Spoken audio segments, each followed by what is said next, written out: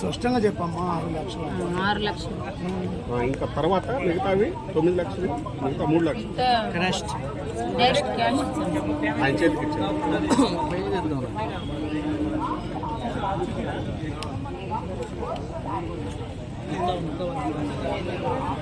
శ్యామలానగర్ మా తోడిది మాచర్ల.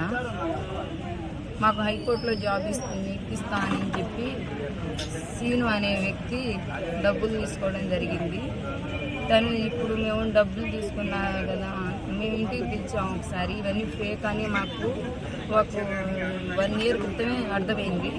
అప్పుడు మేము తను ఇంటికి పిలిచి, అంకుల్ నాకు మా అత్తగారి టార్చర్, మా వారి టార్చర్ భరించలేకపోతున్నాను, మా డబ్బులు మాకు ఇప్పించేయండి అని అడగగా తను తన కొడుకు వెంకటేష్ అనే వ్యక్తి ఇద్దరు ఇంటికి వచ్చి కూర్చొని సమావేశం పెట్టారు. అప్పటికి మా డబ్బులు నాకు ఇచ్చేయండి, మా అత్తగారు పొలం అమ్మి నాకు కట్టించారు, మీరు అప్పటికి మేము కట్టమని చెప్తే మీరు కట్టండి అమ్మా, భవిష్యత్తు బాగుంటుంది, ఇప్పుడు పోస్టులు కాదు ఇవి బ్లాక్ లిస్ట్ పోస్టులు. తను కూడా కొంత తీసుకొని పోలీస్ ఎంక్వైరీ అమ్మ ఫార్మాలిటీ అని అడిగారు. అప్పుడు తనకి 2000 ఇచ్చాము.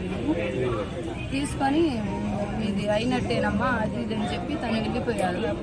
మాస్క్ అది కరోనా టైం కల్లా మాస్క్ పెట్టుకున్నారు కాబట్టి తల్లి మనం ఫోటోలు సర్టిఫికేట్ మాస్క్ వడ్డెర కాలనీ మధ్యనగర్కు చెందిన గుంటి శ్రీనివాస్ అనే వ్యక్తి 10 మంది దగ్గర ఒక్కొక్కళ్ళకి హైకోర్టులో, జిల్లా కోర్టులో, రైల్వే డిపార్ట్మెంట్లో జాబులు ఇప్పిస్తామని 10 మంది దగ్గర ఒక్కొక్కరి దగ్గర 10 నుంచి 9 లక్షల వరకు వసూలు చేసి వీళ్ళకి అన్యాయం చేసి నేను ఇవ్వను, ఏం చేసుకుంటారో చేసుకోమని చెప్పాడు. దీనికి సంబంధించి మేము ఎస్పీ గారి దగ్గర ఫిర్యాదు చేయడానికి వచ్చాము. మా బాధితులు న్యాయం చేయవలసిందో కోరుతున్నాము. నన్ను తిట్టడం జరిగింది.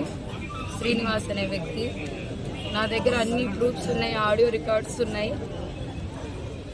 ఇప్పుడు ఈ సార్ చేస్తుందని చెప్పి న్యాయం అడగడానికి వచ్చాను. సీన్ అనే వ్యక్తి మా పెద్దనాన్న ఫ్రెండ్ చిన్న కోటేశ్వరరావు అని తన ద్వారా మాకు పరిచయం అయ్యాడు.